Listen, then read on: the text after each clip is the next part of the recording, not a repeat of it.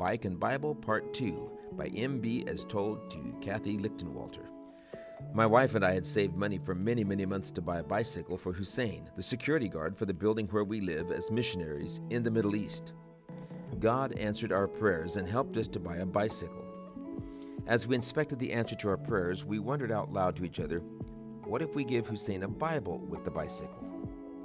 We wrote a note in a card and wrapped a Bible that we had bought many months earlier. We prayed for the best moment to present him with the gifts. I carefully planned what to say.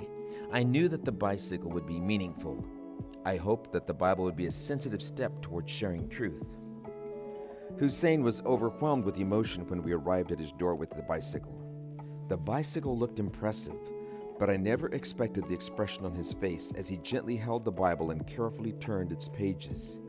He was in awe. He was delighted. But I don't know who was happier, him or me. After 2 years of friendship, I was finally giving my friend and brother a Bible, the gift I had prayed about the most. My joy was indescribable.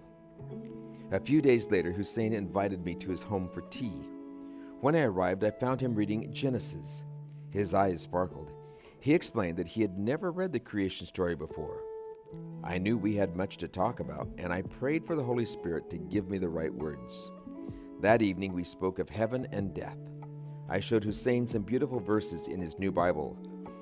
As we spoke, Hussein kept quietly leafing through the pages of the Bible. He seemed so engrossed with the Bible that I sensed God urging me to offer to study the Bible with him.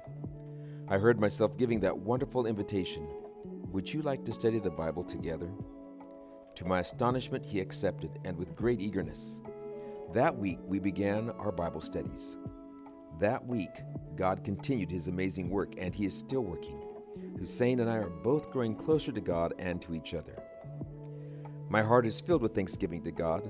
I am filled with awe by the privilege of sharing God with Hussein.